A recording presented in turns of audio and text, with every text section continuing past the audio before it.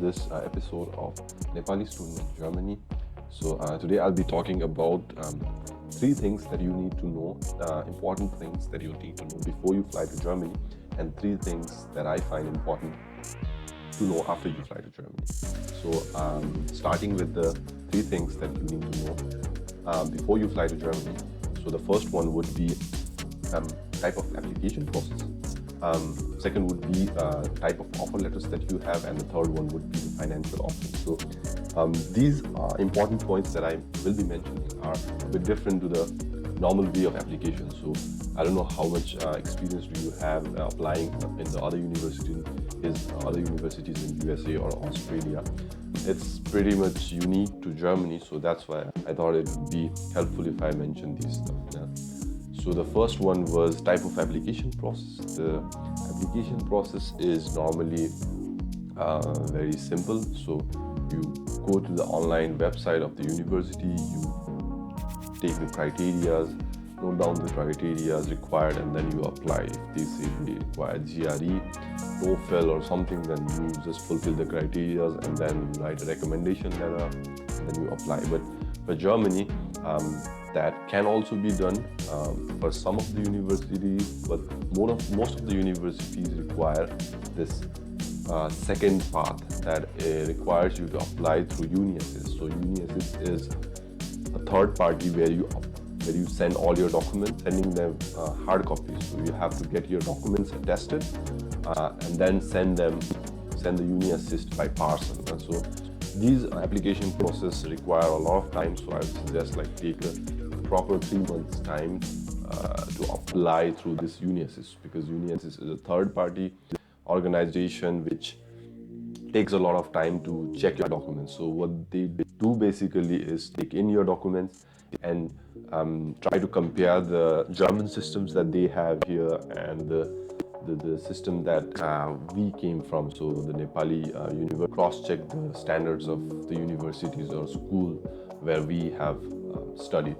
So basically they do that, and for that as well they charge a bit of money.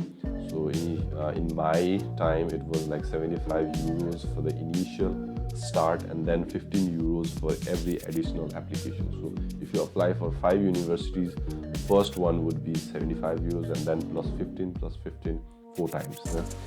So that would be the process for UniAssist. So this is a bit different and very unique for Germany. So I thought that should be mentioned. And other than that, the normal process is some of the universities don't can accept students from a normal procedure, which is just online application. So that was the first thing that I thought important before you fly to Germany. And the second one would be the type of application, the type of offer letter. So a normal offer letter would be a master's degree offer letter, which is taught in English. So you get an offer letter, and then this offer letter is a common type of offer letter that you normally get from other countries as well. But there is a different kind of offer letter which is for the bachelors. So basically the reason for this difference is in Germany, most of the bachelor's courses that they offer are not in English, they are actually in German. So you require a basic knowledge, initial proficiency of German language, and then what they do is they take in the students who have a prerequisite language proficiency, which is B1, B2, and then they train them here in Germany as well for a semester or a 2 semester as student colleagues. So if you guys don't know the different systems of German proficiency, so they basically have 6 levels: A1, A2, B1, B2, C1 and C2.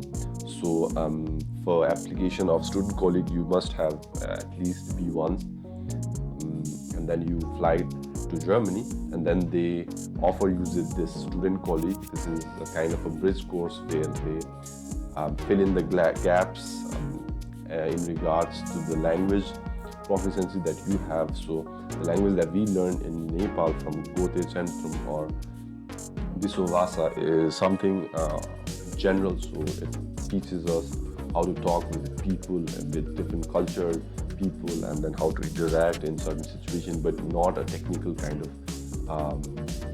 knowledge. No? So there are different courses like M course and P course. So each course is tailored for the kind of degree you are applying, and if you're applying for a medical degree, then you will require more knowledge about the human parts and then biology. But if you are applying for which is for engineering, then you will be requiring more knowledge about the engineering terminologies for the parts, and that is that. So that is different. And then there's another type of offer letter, that is a language offer letter. So that is where I fall in. So I didn't apply for a university for a degree, but for a language. So I applied for this DSH program. So they have this stream of different language institutes. So that can be the DSH, test staff, or Yote certificate. So what they basically do is take in students who have a basic knowledge of German proficiency, not basic but moderate knowledge of German proficiency. So they normally require B1, and then once you arrive in Germany, then you have to study at least 6 months here, improve your language, and then get this certificate that is called DSH certificate, or in Kyoto certificate C1, and then test staff C1 as well. They have different criteria, and once you pass this certificate, then you can apply for the master's degree. So this is similar to the student colleague, but this is more popular for the master's candidate. So I was a master's candidate. I wanted to apply for master's degree, but I wanted to learn the language first. So I applied for the language visa, and I studied for a year in Friedrich Schiller University, where I completed my DSH. And then I was recognized as a person who can understand German for a university level. So then I could apply for courses also, the German courses as well, not just English. So I increased my possibility in that way. And as I also mentioned in other videos, aeronautics here in Germany is not taught in many universities, and most of the universities don't offer this program in English. So because at the end, when you go and work in a company or something, you must know some German. So I think that's not a big loss there. I used up 1 year to improve my German. But yeah, so that was that. And third is the financial option. So before you apply to Germany, there is this two system of financial options. The first one is blocked account, and where you have to send money to the German bank before you travel to Germany. And there's another way as well. Let's talk about the first way, that is the block account. So what happens is you send your money to a German bank.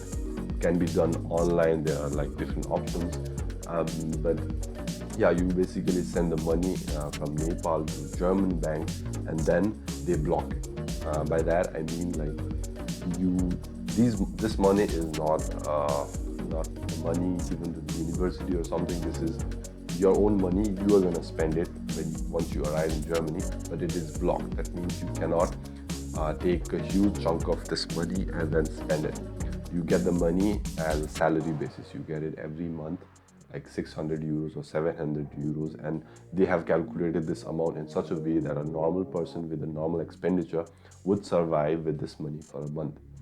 And initially I found this a bit amusing, because blocking our own money, that sounded a bit dumb for me initially, but once I arrived in Germany, I found this technique a bit easy, because once you come in Germany and then you require, like, when you have a steady source of money, then you feel a sense of relief, and you are more concentrated on your studies and less on finding the job for survival. So that was one thing. And also there is another thing before I go on that.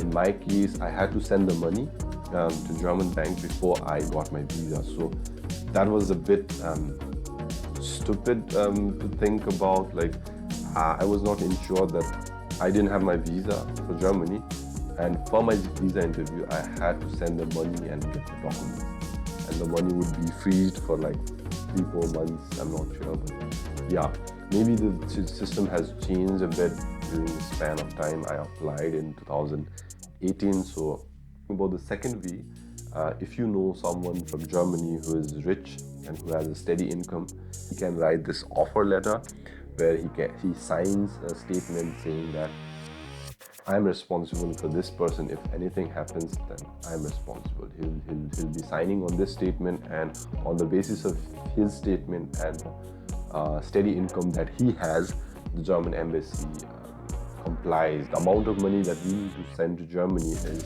basically 12 times a monthly expenditure. So at that time it was around 600, so I had to transfer roughly like 8 lakhs Nepali rupees.